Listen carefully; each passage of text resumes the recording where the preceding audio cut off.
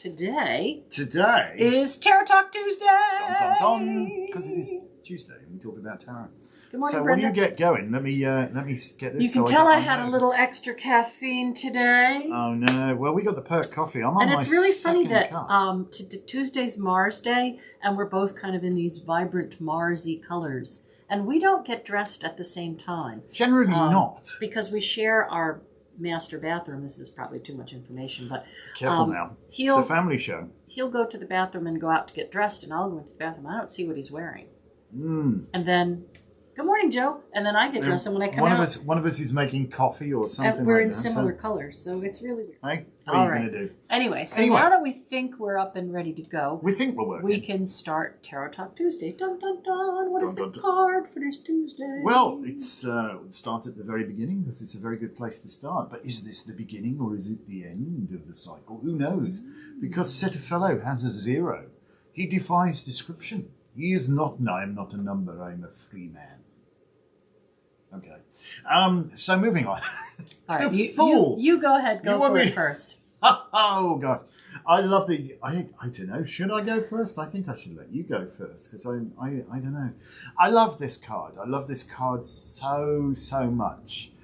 Ultimately, the Fool, when this card comes up in a reading, it is about a querent sat straight in front of you. Mm-hmm. Okay, there is no question about that. If they've asked a question about somebody else, redirect your attention back to them because this is about them, because it's all about the Fool's journey.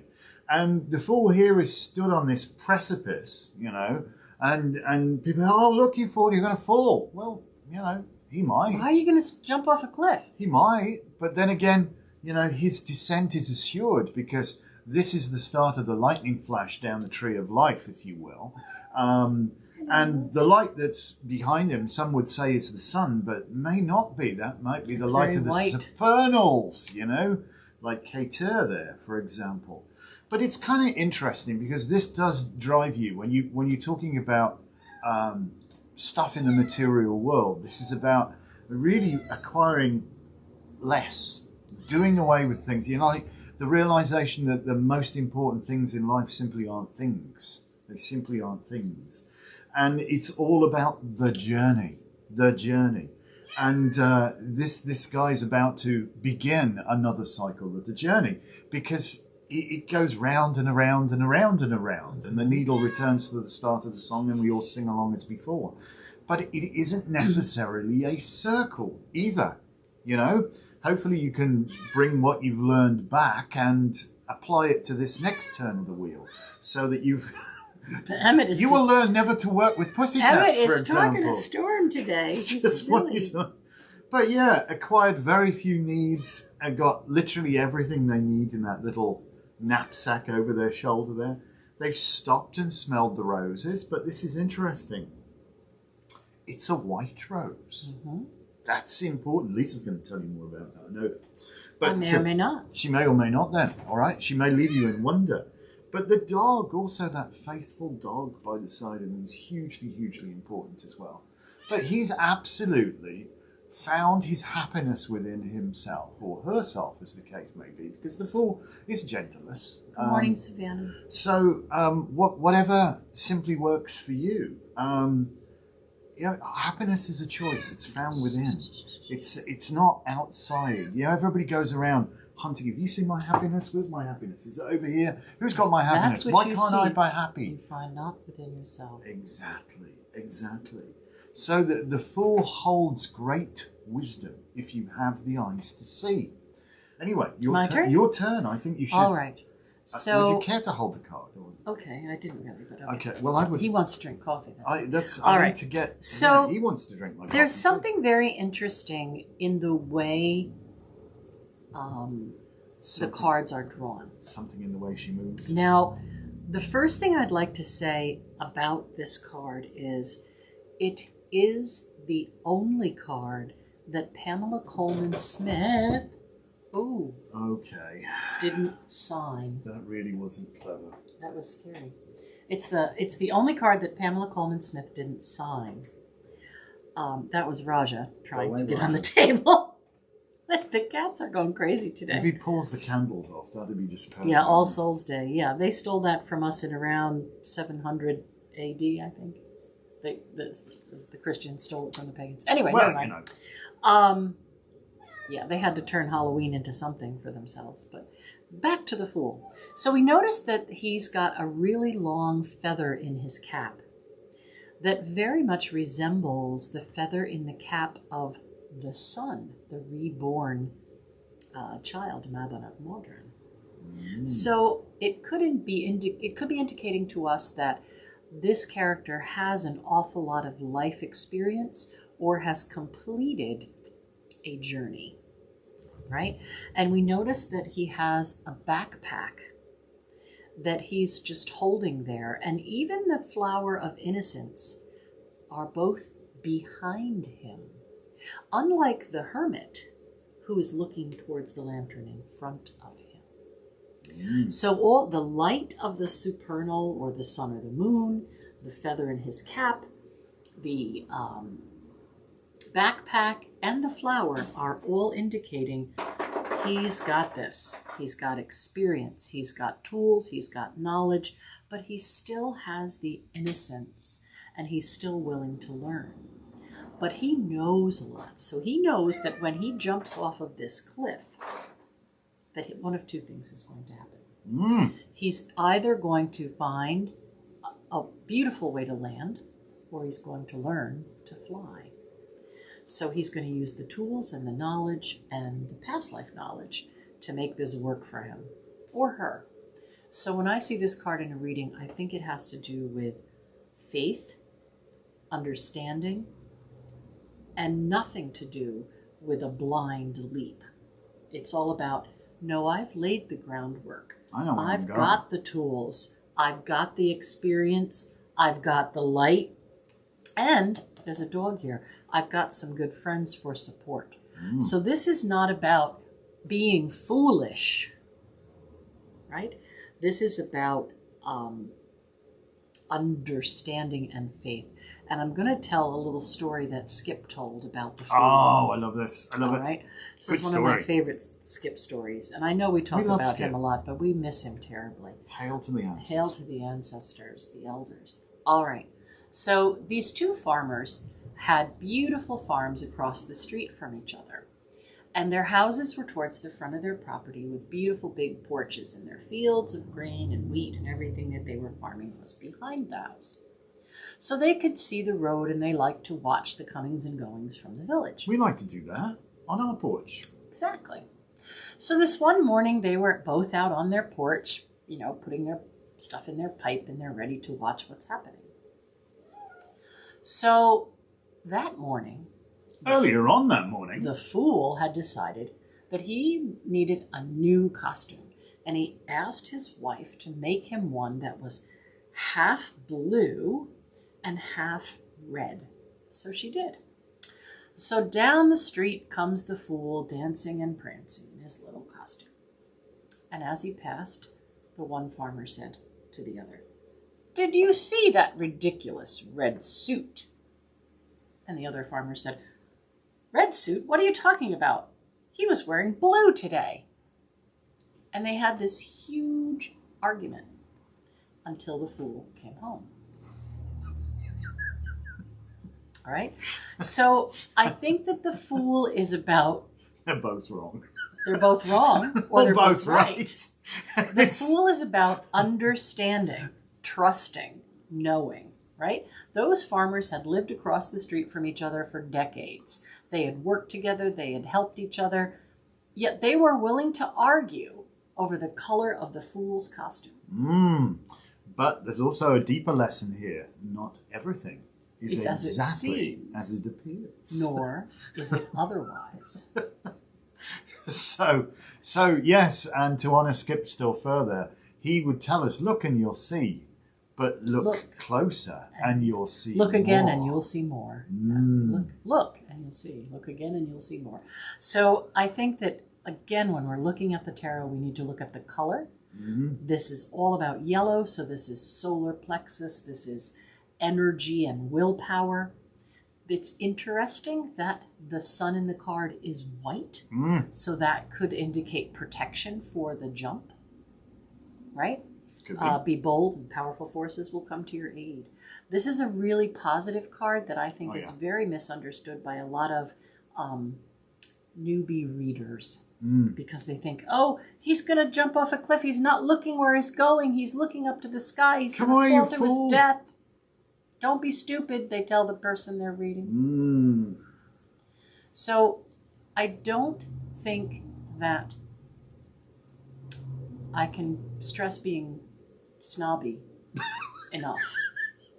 You don't just take the deck out and read professionally. You learn the pictures, right? 20 years experience. If you want to just read and not learn about the card's meanings, then by all means, please read an oracle deck. Yeah, grab an oracle because deck. that works with your intuition. It's intuitive. There's no right or wrong. There's a different sense of responsibility.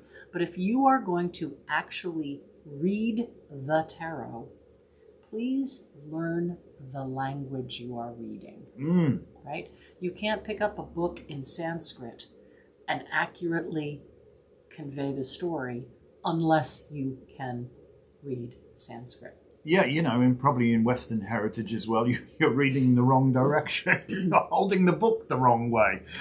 Happy birthday, Mike, and good morning, Amber. So yeah, you've got to love the Fool. And there is nothing, as Lisa says, there is nothing on this card that's there by accident. And if you start to look really, really closely, I mean, even the lines on the rock cliff, I haven't counted them, but I probably should now because I've just noticed them. And again, I'm hearing Skip tell me in my ear, well, see, now you've noticed that. That's important. That's important. You need to pay attention to it.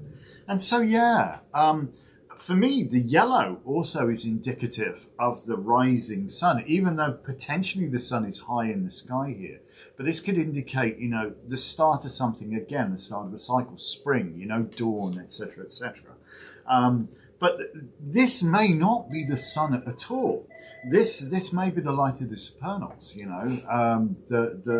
the undifferentiated potential, if you will, that bursts into existence and comes down that lightning flash. And, wallop, we found ourselves eventually in Malkuth and then try to claw our way back up to enlightenment. But the Fool's journey is repeated, and the Fool's lessons will be repeated until learned. So this is a hugely, hugely important card when it comes out in a reading, because to say it again, we're talking about the person who sat across you at this instant. Even if they've come with a completely unrelated or want to know about your grandmother, well, fine, but this is about you.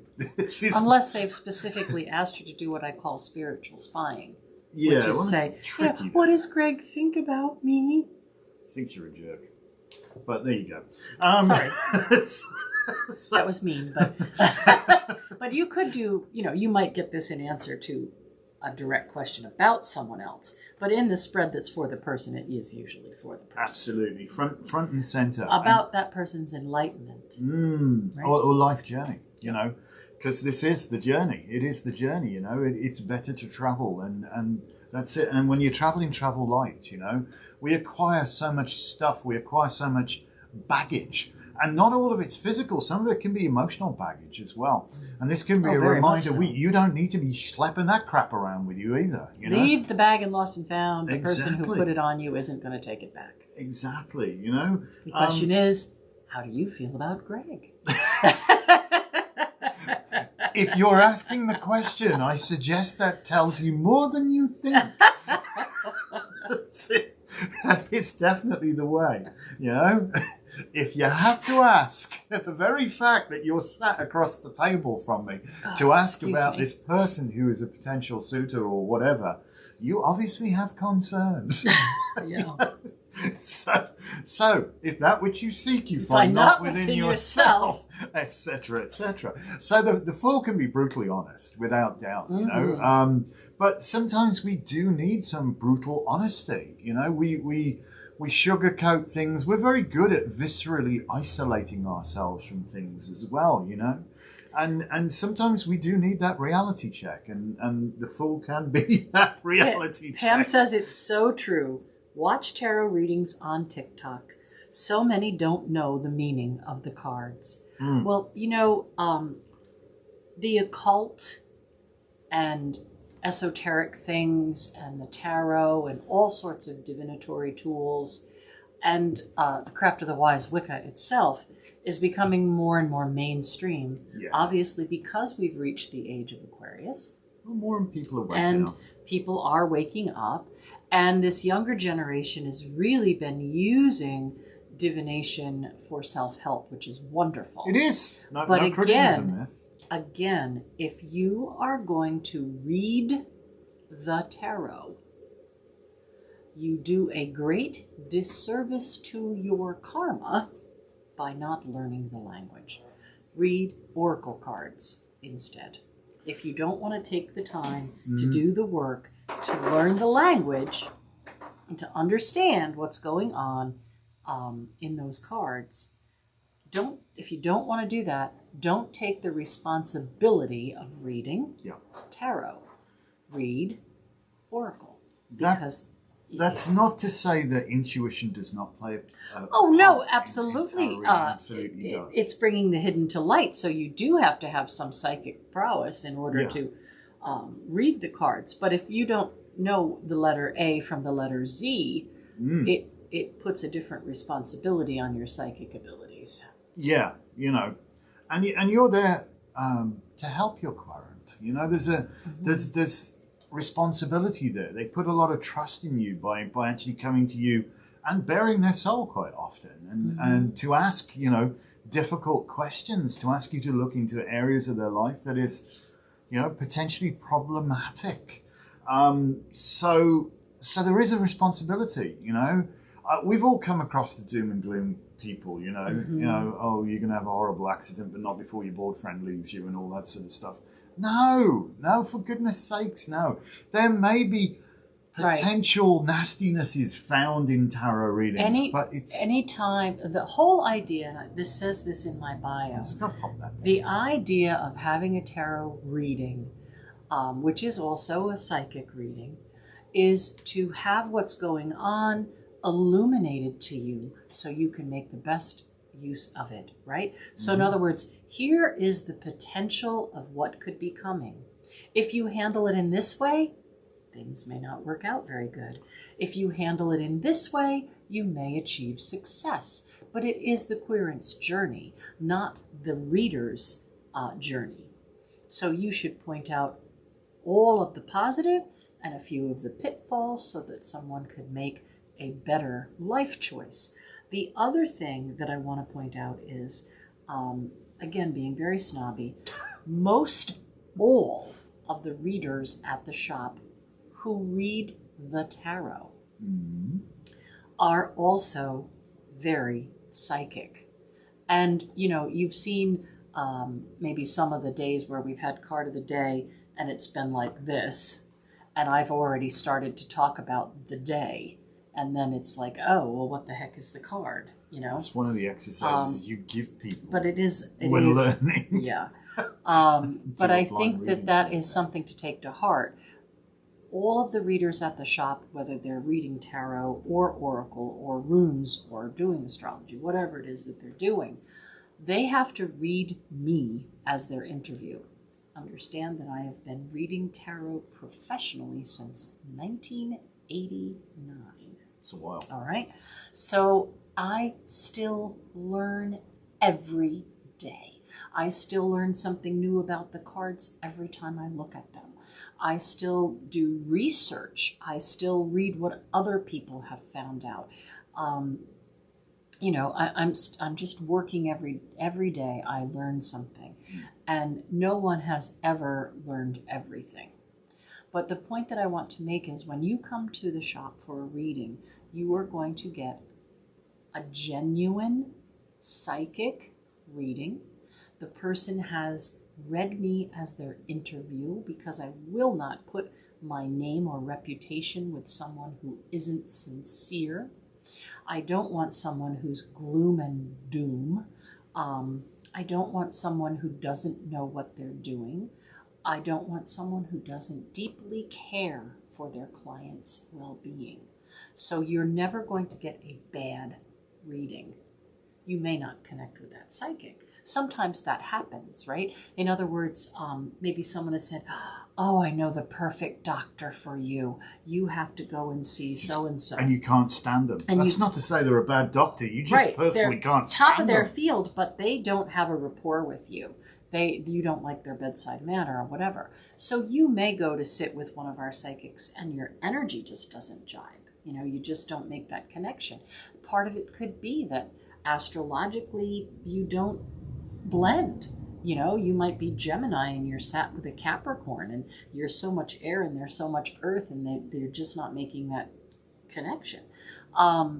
So just take that into consideration when you're looking to find a reader. It's okay to troll Facebook or TikTok or wherever else, or even YouTube. And it's okay to ask for a question of someone or get a reading. But try to also balance that with the reader's intention and experience, right? If you've got someone who's learning, understand they're learning, and what they're telling you may not be accurate. If you've got someone who has an ulterior motive and says, oh, I can see you have this dark energy around $600. You've been hexed by someone. If you give me $200, I'll burn a candle. Or I'll take your earrings. Yeah, no. Don't even go there. So just be mindful and present during what's happening in that reading. And yeah. I would say, the one thing I would say as well is, sometimes awkward stuff appears in a reading, but that doesn't mean that you are powerless to do anything about it. It's like a snapshot in time. And it's like me saying to you, you know what, you need to be a little more careful with your driving. If you put on a blindfold and leave your hands off the wheel, I assure you, you will run off the road and have an accident. But if you are vigilant and you look around and you're cautious, you maybe see that, oh, help, that just fell off the back of a wagon there down the road. I'm just going to pull up, and you avoid your accident. It's like giving you like an unfair advantage, seeing stuff that it doesn't have to be that way. Nothing is ever set in stone.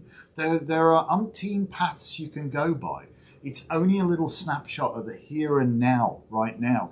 And, so there's an issue. We deal with that issue, Maybe you want to take your uncle to the doctors, Right. I'm not going to say Get a your uncle's second going to die opinion. horribly. Right, we never do that. Shauna's saying thank you for saying this, because some of the readings that she's had lately, the readers, what they're saying doesn't make any sense to the cards they're pulling. Well, I'd like to reiterate this, though. Many times I've sat with someone and said something, and the other person has been a reader of caliber and actually said to me, where does it say that? And I've had to admit, well, that part is my psychic intuition. Like putting down a card and saying, oh, this has to do with your brother Robert, who lives in Florida. The card doesn't say the name Robert, and it doesn't say the state Florida. So you look at the card and you understand the meaning of that card, and spirit guides you to connect to that person's brother Robert in Florida. Which is why we don't allow people to sit in on other people's readings, God, no. Because we'll be like, this is about your brother Robert who lives in Florida. Well, and the person's like, I don't have a brother. And the person sat there taking notes says, oh, sorry, that's my brother Robert in Florida. What about him? So the energy gets jumbled up. So we only allow one person in the room at a time. It's a private experience. It's a very personal experience. It's a very sincere and heartfelt work that we do.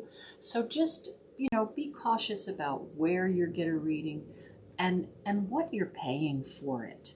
You know, you don't Yes. in this world you don't always get what you pay for anymore. It's You true know, that. when we were young, it used to be that if there was the similar item that was crafted and there was one that was like Walmart's for $5, you know that's going to fall apart in 5 minutes. But if there was one that was handcrafted that cost $50 and you paid that money, Probably you got last what a you paid lifetime. for, and it was probably going to last you a very long time. So if some, it's kind of that way in this world as well, right? If somebody's asking you for your gas money for a reading, that's one thing. If they're asking you for your grocery money, you may want to wonder if it's going to be worth it or not. But that said, you can't really insult the reader by saying, oh, before I pay for the reading, can you answer one question just so I make sure that you're real? It's very difficult out there these days. 30 some years ago when we started doing this work, every Tom, Dick, and Harry wasn't psychic and wasn't reading the tarot. But now, like Pam is saying... You're having a rant, aren't you? She's having a rant. Well, this is going to be our first Tarot Talk Tuesday episode on YouTube. So. You think? Yeah. Oh, okay. All right. Well, fair enough. And I'm sorry he derailed my train of thought, so I can't help you. Not every Tom, Dick, and Harry was a reader back then. True. And Bring it now, back then. like Pam was saying, you see them cropping up on TikTok and Instagram and everywhere, and everybody and their brother is psychic. That is true. Everybody and their brother could be psychic if they put in the time and effort and energy to develop that. It's a skill. Just like we've said before, everybody can learn to play the piano. But what I could play on the piano and what Anton could play on the piano are two different things, because he has a lifetime experience and he understands music theory. Well, I don't know. You'd have So, to show me where middle C is. Get yourself some experience and understand the theory of the tarot, the mythology of the tarot, the psychology of the tarot, and the language of the tarot before you hang your shingle out and charge money to keep it. It's pretty involved. There's a lot more to it than just, unwrapping a deck of cards and going, well, let's see what we can do. That's not to say that you're not an intuitive person, but there's a definite language to the tarot. Yeah, but you and could it's read very- an oracle right away because those pictures speak in a different language. They are an oracle. Think about what that word means. What does oracle mean? To orate a narrative from a picture. Go with that if you don't want to take the time to learn the tarot. Felicia, we are open 12 to 8 Monday through Thursday, and we are open 12 to 6 Friday, Saturday, and Sunday. We have 2 or 3 readers on every day. In-person readings are $50 for half an hour, and over the phone it's $55 because of the credit card charges. Yes. And despite what Google says, because they keep changing Google our hours. keeps changing I have our no store idea hours. why. I don't know they why. just seem to want to do that, and then we have to go in and change them back. Right. We know what hours we're open. I love it when a customer comes in and says, no, it doesn't. It says you're open to this on Google. Hello, we own the store. We got to make that decision. Alphabet does not own this company. Anyway. All right. So I think my rant is over, but Good. really, this whole thing is tied into this card, which is today's Tarot Talk Tuesday card. Know Fool. your onions, Know your pack craft. your tools, and be open and innocent towards learning. Have faith in yourself, have faith in the universe, and take the leap. Help others and help yourself.